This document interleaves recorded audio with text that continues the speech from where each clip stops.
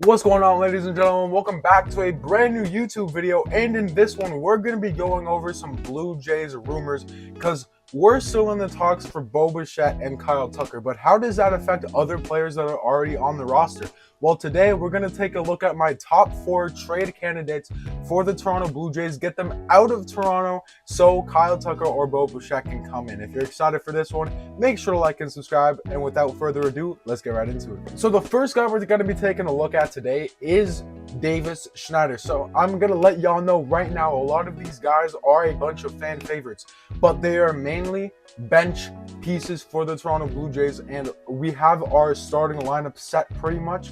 And if we bring in Kyle Tucker or Bo Bichette, it's just going to move someone from the starting lineup to the bench. So we're basically kicking off one of the bench boys today. Davis Schneider, he had a pretty all right 2025. You know what I'm saying? Had that leadoff first pitch solo home run in Game 5 of the World Series off Blake Snell. I guess he got lucky. I don't think he got lucky, but Blake Snell thinks so. I think he's just mad. Davis Schneider posted a .234 batting average with 11 home runs, a 1.3 WAR, 31 RBIs in the regular season, along with a slash line of 361, 436, 797, and an OPS plus of 119. Now, the one thing about Davis Schneider, ladies and gentlemen, his defense is going to be up there. You see that top play of the MLB season where he robbed Owen Cassidy of the first major league hit. He laid out like he was freaking prime Kevin Pillar to snag that ball. He said, "You are not getting your first major league hit off Max Scherzer because I'm going to make sure of that." Now, if we take a look at his prior seasons, obviously his best season was his rookie season, coming up out of absolutely nowhere and tearing it up in Fenway Park. He had finished that season with a 174 OPS plus in 141 plate appearances. That is kind of insane. But after that season, we haven't really seen a lot of that same production from Davis Schneider, and the 454 plate appearances he had in 2024, he finished with an OPS plus of 77 and just a batting average of 191. So he definitely struggled. This year, a little bit of a bounce back season for Davis Schneider, and like I said, that defense, wherever you put him, you can play him at second base, play him in left field. So if you get Kyle Tucker, then it's Kyle Tucker right, Dalton Varsho center, and maybe George Springer or Anthony Santander left. And that just kind of moves one of the left fielders to the bench. And Davis Schneider, it gets kicked off the bench. You know what I'm saying? So there's only 26 roster spots available once the regular season rolls around. That's the first guy I have being traded.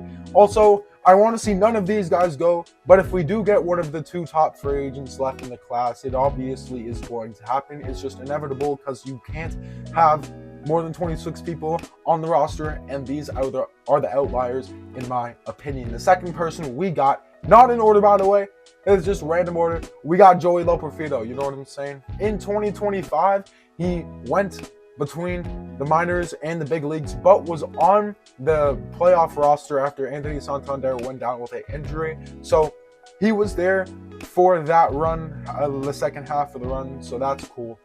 In 2025, he had a 0.6 WAR, but in 96 plate appearances, had a 333 batting average. That in 96 plate appearances, that ain't nothing to laugh at, boy. That's pretty good if you ask me.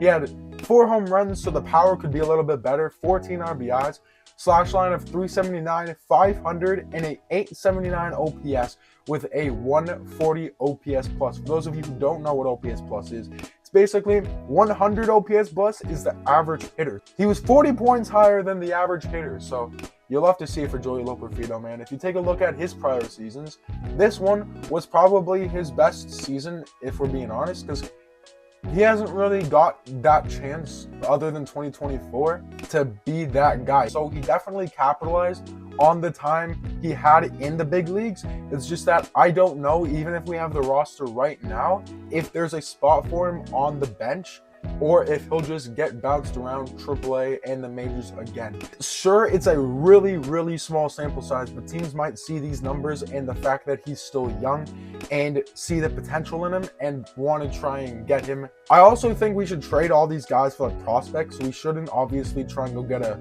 win now player with these guys because no offense to any of them, but in my opinion, they're not good enough to get someone that can help us win a World Series. Next, I wouldn't trade this guy strictly off vibes, and he's a pretty damn good baseball player. It's Myles Straw.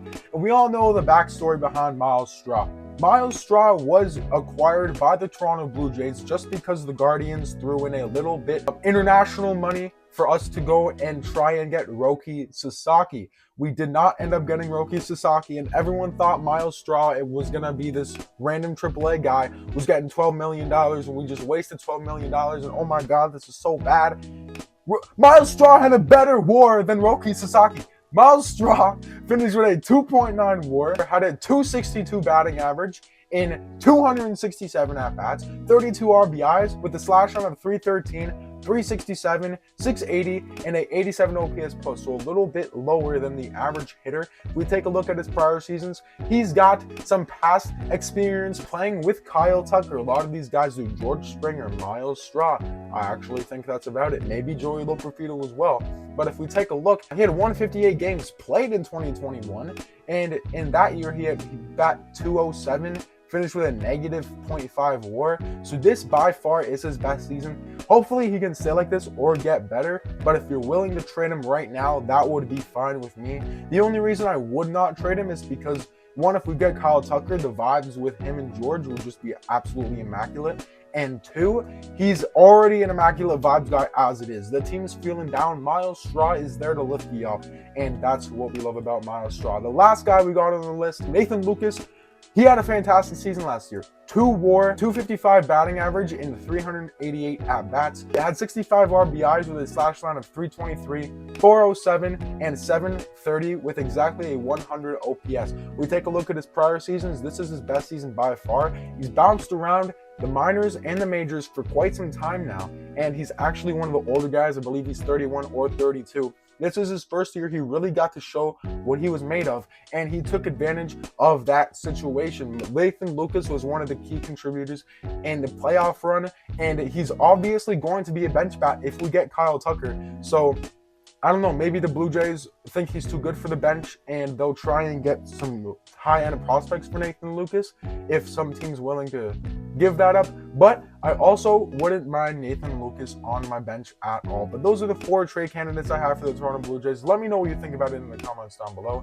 Who would you trade, and would you trade someone that's not on the list? But with that being said, it's been your boy Brandon. I hope you enjoyed today's video. I break down the Toronto Blue Jays. I'll see you next time. Peace.